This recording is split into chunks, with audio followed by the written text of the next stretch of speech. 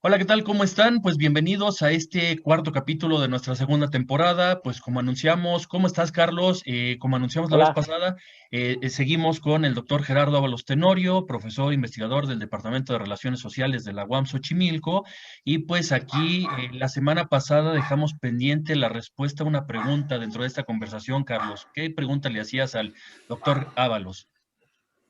Bueno, un poco partiendo de sus argumentaciones, todas ellas muy interesantes y que detonaban ahí un chorro de temas. A mí lo primero que se me vino a la cabeza, pues, es esta tensión en la cual ya nos comentaba, pues, sobre esta tradición más latina, más hispano-romana, eh, que en nuestros territorios pues está muy bien asentada frente a estas tendencias de países más anglosajones, más seculares, con una tendencia más al efectivismo, ¿no? Me acuerdo que mencionaba las tres Es de Margaret Thatcher, ¿no? La economía, la eficiencia y la efectividad, ¿no?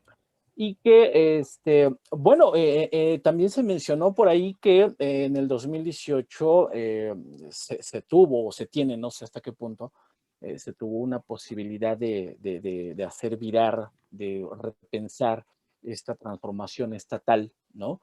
Eh, Sin embargo, pese al contexto actual, por ejemplo, del COVID, que es un momento muy crítico para cualquier gobierno, de izquierda, de derecha, de país central, periférico, lo que sea, creo que Mm. todos lo han enfrentado mal, pero que en nuestro particular entorno uno se pregunta, bueno, si el actual partido en el poder ha ido ganando un terreno, ha venido ganando un poder, pues nada despreciable, parece ser que las grandes decisiones que estos cambios políticos conllevan no se han visualizado. Hemos visto, por el contrario, cómo viejas prácticas de estas latinas, de estas romano-hispánicas, se siguen asentando con un gobierno que discursivamente se ha planteado como de izquierda, que tiene todo el poder en sus manos, en sus congresos, que tiene el músculo electoral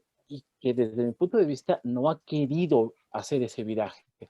Entonces, la pregunta que le hacía yo al profesor Gerardo era, bueno, ¿por qué estas inercias permanecen, son tan anquilosadamente fuertes para ser cambiadas? Estatalmente, filosóficamente, ¿por qué pasa esto, Gerardo? Sí, la respuesta a la inteligente pregunta, pues es bien complicada porque hay que tomar en cuenta objetivamente el Mm, influjo que tienen ciertos factores de poder. mm, A los gobiernos mexicanos les importa mucho la legitimidad porque eso se pone a prueba en las elecciones. Pero como ustedes bien saben, la legitimidad puede ser una categoría inasible desde el punto de vista cuantitativo, porque no necesariamente tiene que ver con el número de votos, no necesariamente, porque la legitimidad electoral es una, ¿sí? De, de la legitimidad completa que tiene el gobernante mexicano en general, el gobernante, el presidente municipal, el alcalde o la alcaldesa, el gobernador, y en última instancia en la cúspide de la pirámide, porque es una pirámide, pues está el faraón o el tlatoani, como se les ha dicho, que en verdad pues no es así, es muchísimo más porque es el puesto del rey de España originalmente, o mm, sea, del virrey. Hay que recordar que la colonia mexicana fue un virreinato sí. y esto formó no solo las instituciones y las prácticas políticas, sino también esto que estudian muchísimo los politólogos, que es la cultura política. Y entonces, si te sales del guión, probablemente la legitimidad no sea la misma Mm, y tengas que recurrir para ganar votos a otros mecanismos como el voto del miedo o la compra del voto que han sido recurrentes en distintas elecciones mexicanas. Es decir, pues una democracia, tal y como lo describe Sartori o Bobbio en sus libros, una democracia pura, para parafrasear a Kelsen, No, pues no la tenemos ni la vamos a tener porque el mundo real está lleno de intereses Claro. y de intereses contrapuestos. Ahí hay un tema, me parece a mí, de concepción, de teoría. Y esto sí me preocupa. ¿Qué teoría, qué concepción está guiando la práctica de la transformación? Porque si quieres transformar, tienes que tener claro el objetivo estratégico y el objetivo teleológico de la transformación, porque puede ser peor. Tú empiezas a remover estructuras y después ya no puedes terminar la tarea Claro. y te quedas en una profundización de la crisis de estatalidad que ya veníamos arrastrando. Y entonces tienes un fortalecimiento de los grupos de poder tradicionales que no están en las cámaras, que no están en la presidencia municipal, que no están en el lugar de la alcaldía, sino que están cómodamente instalados en sus suites, en sus departamentos, en sus casas en el Mediterráneo o en Miami o en Nueva York, ¿no? Son poderes transnacionales. Y eso no lo puedes hacer a un lado simplemente pretendiendo que son los diputados de oposición o son los partidos de oposición los que están haciendo la guerra, la confrontación, la campaña sucia, la publicidad negativa. El asunto es de concepción en términos de Estado. Si el Estado no integra y si el Estado no cohesiona, entonces está dejando vacío el lugar del Estado y se está subiendo al ring en la política cotidiana. ¿Lo ¿Sí? simbólico se queda en ese espacio? Pero por supuesto, o sea, no puedes abusar de la legitimidad tradicional y del espacio simbólico del poder si todo el día, todos los días te estás desgastando en una confrontación que no tiene fin. ¿Qué tal si mejor integras y cohesionas? ¿Sí? Es la mejor manera de reforzar la estatalidad. Es decir, nos surgen acuerdos. Ya no queremos una confrontación que no te va a llevar en realidad más que al desgaste. Necesitamos grandes acuerdos. Si no vamos a eliminar a los poderosos y no los vamos a eliminar, no tenemos por qué hacerlo. Finalmente ese intento históricamente quedó pues rebasado por la propia historia, ¿no? El intento de quitarse a los burgueses de encima y a la clase dominante, pues te surgió por otro lado, ¿verdad? En esto sí hay que ser muy objetivos. Y entonces, ¿qué tienes la posibilidad? Pues en lugar de darles una patada y correr a los ex secretarios de salud que te estaban ofreciendo un plan para salir del COVID en 8 semanas, en lugar de denostarlos, de fenestrarlos y decirles, ustedes tuvieron el pasado y nada más descapitalizaron el sector salud. Sí es cierto, pero se puede integrar una mesa de diálogo con ellos que pudiera ser público. Porque se supone que en este gobierno, cuando llega un gobierno de transformación, se les da oportunidad de gobernar a los que no han gobernado, y también se recupera la experiencia de quienes han gobernado y han sido exitosos. Y el manejo de la economía tiene que ser como se está haciendo, es decir, de acuerdo a parámetros neoclásicos. No porque queramos, no porque adoremos a Hayek, a Friedman y a los Chicago Boys, sino porque si te metes en eso, te crece la economía a menos 10% y estamos viviendo una situación de esas que no es resultado de haber abandonado en realidad las políticas económicas neoclásicas, ¿sí? De control de la inflación, restricción del gasto, aunque le des el nombre de austeridad, es una restricción del gasto público incluso mucho más draconiana que los recortes anteriores. Este es un asunto fuerte, ¿no? Porque todos hemos sido testigos de la reducción presupuestal en áreas estratégicas, ¿no? Algo que también da mucha lástima es no gastar el presupuesto que en muchos sentidos tiene la forma de inversión, ¿no? Y caer en subejercicio. O sea, eso es así increíble, no son ahorros, es la revelación sintomática de la falta de planeación. Entonces, por una parte, tienes que recuperar estos cuadros y no electoralmente. Lo otro es integrar. Sí, ¿por qué no? ¿No? Ya puedes integrarlos en una mesa y ver qué te dice el exsecretario que vivió la pandemia del 2009, por ejemplo. Son mexicanos, son ciudadanos, tienen que hablar. No todo es la conferencia de prensa mañanera, ¿no? Tienes foros, puedes promoverlos, integras. ¿Por qué? Pues porque tienes ese lugar simbólico, tú lo estás diciendo bien, que en sí mismo está vacío, ¿no? Está vacío. De ahí la necesidad de Entonces, que todo el tiempo se esté llenando a sí mismo. pues es que lo óptimo es que sí haya ahí una representación importante de los ciudadanos y los ciudadanos se vean reflejados en ese estado. ¿Por qué se puede ver reflejado como en un espejo cualquier ciudadano? Porque ese es un gobierno que gobierna para todos. Incluso es muy riesgoso decir, perdón, primero los pobres. Espérate, no podemos planificar así, ¿no? No podemos. Porque el asunto del pobre, ustedes saben que sí juega un importante lugar en el imaginario cristiano, ¿sí? Pero en la ciencia social moderna nos dice otra cosa, ¿verdad? Nos dice, hay clases sociales, hay clases subordinadas, hay clases sometidas, hay clases explotadas. No es lo mismo el pobre que el explotado, ¿no?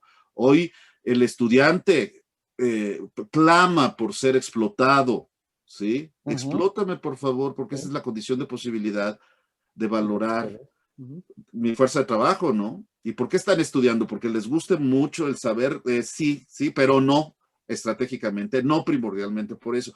Si no somos claros en a dónde vamos en todos los órdenes, ¿no? Díganme, pues, ¿cuál es el objetivo estratégico del Plan Nacional de Desarrollo? Díganme cuál es el objetivo estratégico del plan de educación, hacia dónde vamos con la educación. ¿Va a haber una revolución en el conocimiento matemático, físico-matemático para irnos por la tecnología, para irnos por la ciencia? No, ¿verdad? Hay un reparto del poder institucional en lealtades y eso no es bueno para una reestructuración del Estado.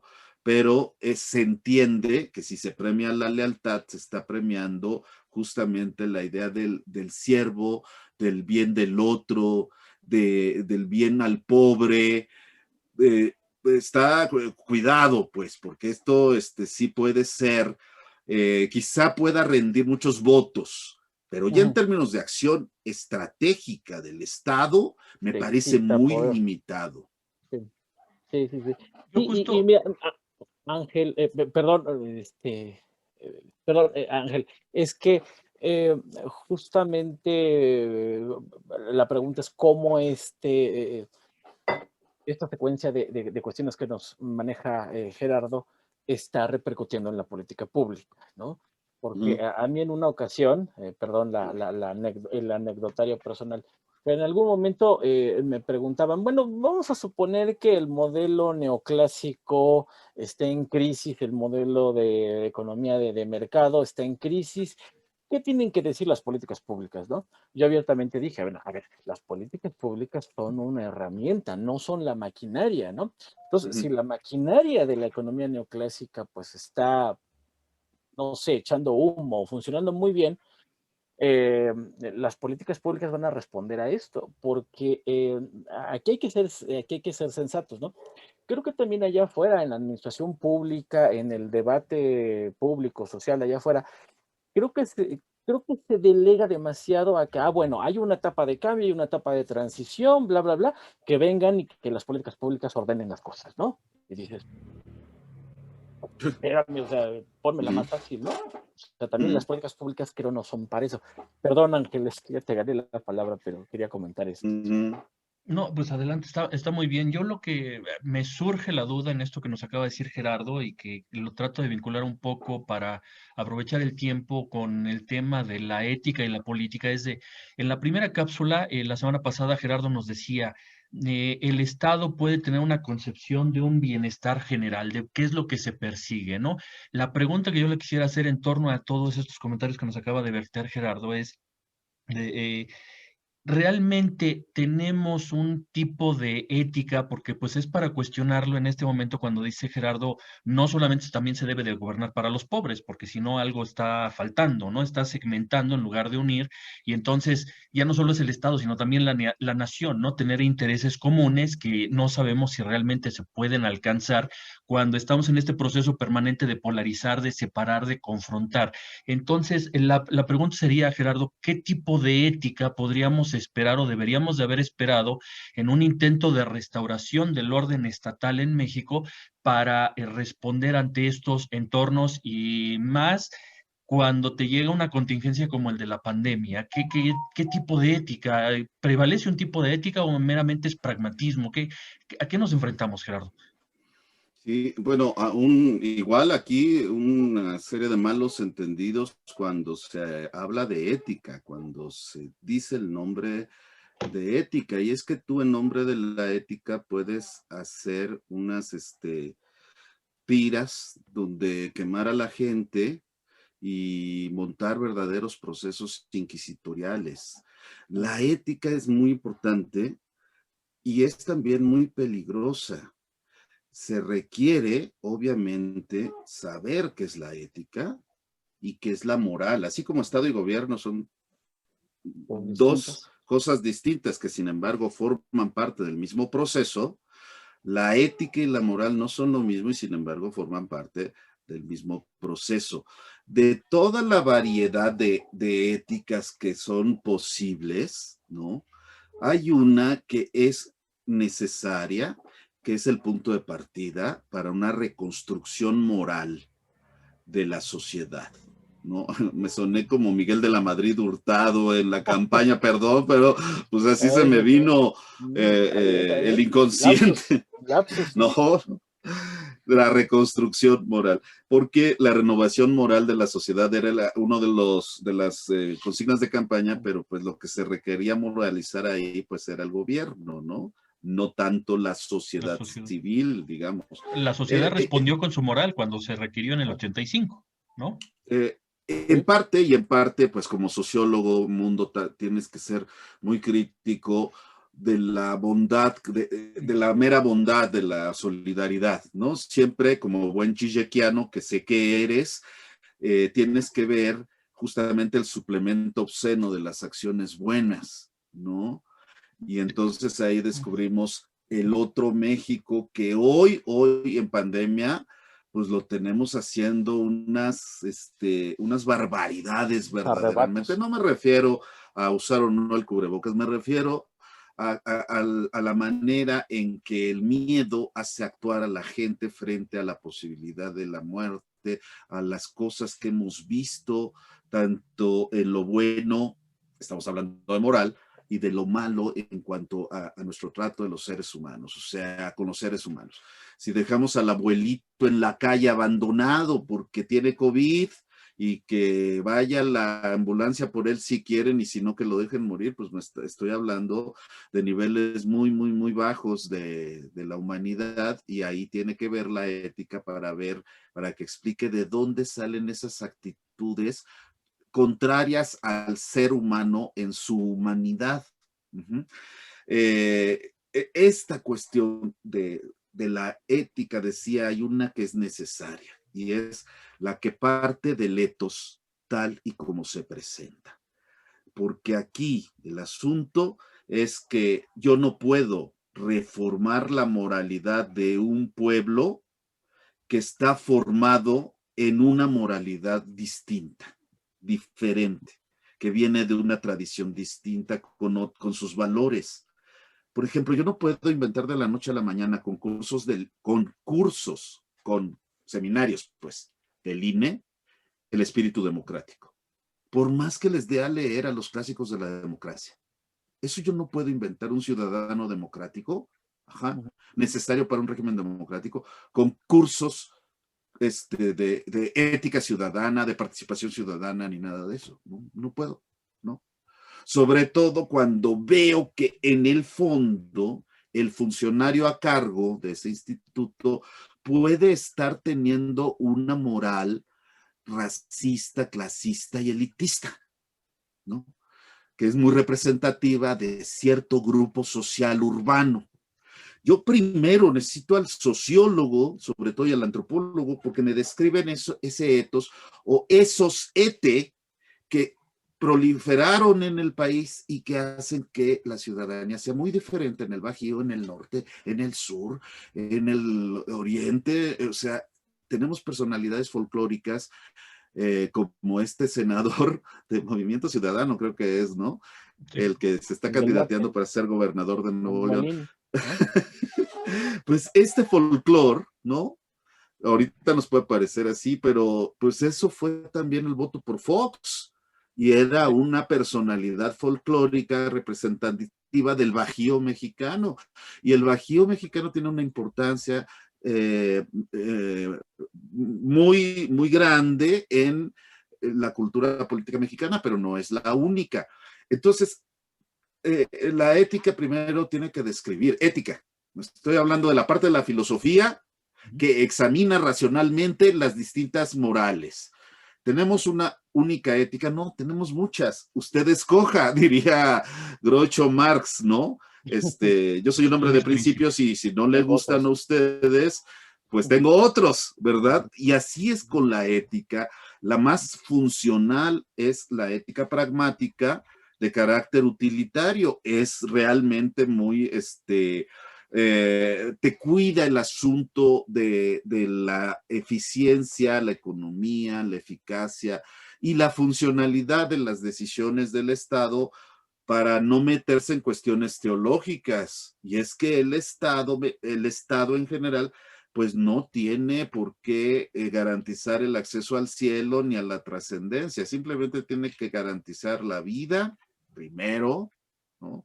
La propiedad, segundo, y la propiedad es universal, ¿no? Es decir, hasta el que no tiene ninguna propiedad, tiene fuerza de trabajo y la puede vender, la puede calificar, ¿no? Y la puede vender, y la puede vender bien. Y los bienes, la propiedad, la libertad, la vida, ¿no? Bueno, los dije todo chueco, pero es la vida, primero la vida, ¿no? Propiedad. Luego la propiedad y algo bien importante, la libertad individual, la libertad subjetiva. Si no, no hay ni república, ni democracia, ni nada. Hay siervos de la gleba o siervos de la nación, ¿no? Pero pues tendríamos que recuperar los sentimientos de la nación que siempre se recuperan, pero se dice ahí que la única religión verdadera es la religión católica, ¿verdad? Y es uno de los documentos fundacionales de la nación mexicana. Entonces, bueno, también hay que ser críticos respecto de esos fundamentos, ¿no? Híjole. Yo diría, Ángel. Pues nos dejas esta tarea, mira, vamos a delegarle esta tarea a nuestra amable audiencia que nos esté escuchando, Excelente. porque pues para nosotros es gigantesco esto que nos has comentado, por supuesto que muy rico, Gerardo. No, pues muchas gracias. Pues nos invitas mucho a la reflexión y sobre todo desde otros parámetros más politológicos, más filosóficos, más alternativos, sobre todo en un mundo, digo, tú lo comentaste, en un momento histórico que tiene no crisis de valores, no solamente crisis económicas, sino crisis conceptuales, ¿no? Entonces creo que la precisión, la discusión, el análisis, la indagación conceptual, pues creo que nos agarra en buen momento y creo que esta crisis es un repunte para retomarlo, ¿no? Híjole, Ángel, pues yo quisiera agradecerle a nuestro invitado, al doctor Gerardo Ábalos Tenorio, coordinador del doctorado de Ciencias Sociales en la UAM Xochimilco, profesor nuestro, pues darle enormes gracias y pues ojalá invitarlo a, pues, ¿por qué no a otro par de capítulos? Y que nos sigas generando provocaciones, porque muchas veces también la política pública está llena de lugares comunes, de palabritas mágicas, y sí hacen falta como que a veces estas provocaciones que tú a bien nos hiciste favor de compartir. Pues muchísimas gracias. No sé, Ángel, Gerardo. Pues sí, yo también no me queda más que agradecerle a Gerardo este tiempo que nos ha otorgado. Esperemos que a la audiencia le parezca interesante, que yo estoy seguro de que sí. Y pues justamente invitarlos a la lectura de la obra de Gerardo, ¿no?